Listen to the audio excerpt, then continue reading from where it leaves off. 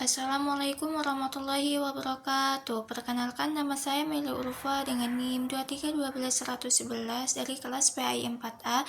Baik, langsung aja menjawab pertanyaan pertama. Kurikulum development adalah proses perencanaan, penyusunan, pelaksanaan, dan evaluasi kurikulum yang bertujuan untuk menghasilkan kurikulum baru atau melakukan perubahan total dari satu kurikulum ke kurikulum yang lain. Contohnya itu seperti pergantian kurikulum KTSP 2006 ke kurikulum 2013 di Indonesia. Proses ini melibatkan perubahan visi, struktur mata pelajaran, pendekatan pembelajaran, serta sistem penilaian secara menyeluruh. Adapun kurikulum improvement adalah proses penyempurnaan atau revisi pada komponen tertentu dari kurikulum yang sudah ada berdasarkan hasil evaluasi atau umpan balik dari pelaksanaan di lapangan. Contohnya itu seperti revisi pada kurikulum 2013, misalnya perubahan penilaian sikap spiritual dan sosial yang sebelumnya dilakukan oleh semua guru mata pelajaran, kemudian hanya dilakukan oleh guru agama dan PPKN untuk meningkatkan efektivitas penilaian. Yang kedua, asas psikologis dalam pengembangan kurikulum adalah prinsip yang menuntut agar kurikulum dirancang dengan memperhatikan kondisi psikologis peserta didik, khususnya tahap perkembangan, kemampuan belajar, dan karakteristik individu mereka. Yang ketiga itu asas psikologis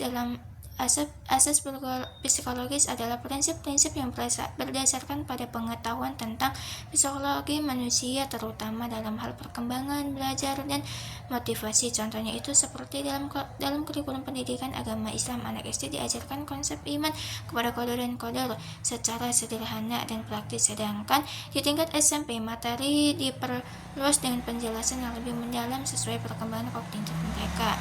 Yang ketiga itu pendekatan subjek akademik adalah salah satu cara dalam pengembangan kurikulum yang menitik beratkan pada struktur dan sistematisasi ilmu pengetahuan sebagai dasar penyusunan kurikulum. Dalam pendekatan ini, kurikulum disusun berdasarkan disiplin ilmu yang jelas seperti matematika, bahasa, sejarah, dan ilmu pengetahuan alam, dengan tujuan memberikan pengetahuan yang mendalam dan melatih peserta didik untuk berpikir kritis serta menggunakan ide-ide dalam proses penelitian.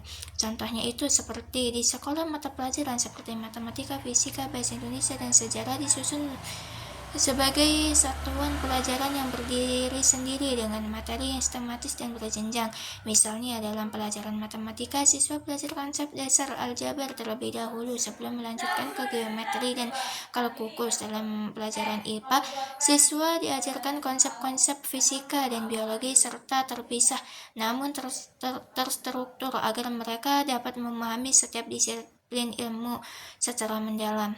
Yang keempat itu, menurut Sukmadinata, membagi prinsip pengembangan kurikulum menjadi dua kelompok, yaitu prinsip umum dan prinsip khusus. Adapun prinsip umum yaitu ada 5. Yang pertama itu prinsip relevansi, yang kedua prinsip fleksibilitas, yang ketiga prinsip kontinuitas, yang keempat prinsip efisiensi, yang kelima prinsip efektivitas. Sedangkan prinsip khusus menurut Sukmadinata mencakup 5 hal. Yang pertama itu prinsip penentu tujuan pendidikan, yang kedua itu pemilihan isi pendidikan, yang ketiga pemilihan proses belajar mengajar, yang keempat pemilihan media dan alat pengajaran, yang kelima serta berkenan dengan penelitian.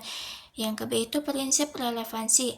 Relevansi memiliki makna sesuai atau serasi. Jika mengacu pada prinsip relevansi, setidaknya kurikulum harus memperhatikan aspek internal dan eksternalnya. Secara internal, kurikulum memiliki relevansi antara komponen kurikulum atau tujuan, bahasa, strategi, organisasi, dan evaluasi. Sedangkan secara eksternal, komponen itu memiliki relevansi dengan tuntunan sains dan teknologi, tuntunan dan potensi siswa, serta tuntunan dan kebutuhan pengembangan masyarakat. Contohnya itu seperti di sekolah menengah kejuruan atau SMK. Kurikulum SMK di bidang teknologi informasi disusun agar materi pembelajaran mengikuti perkembangan teknologi digital terkini seperti pengembangan aplikasi mobil dan keamanan siber. Dengan demikian, lulusan SMK siap menghadapi kebutuhan dunia kerja yang menuntut kompetensi teknologi terbaru. Cukup sekian dari saya. Wassalamualaikum warahmatullahi wabarakatuh.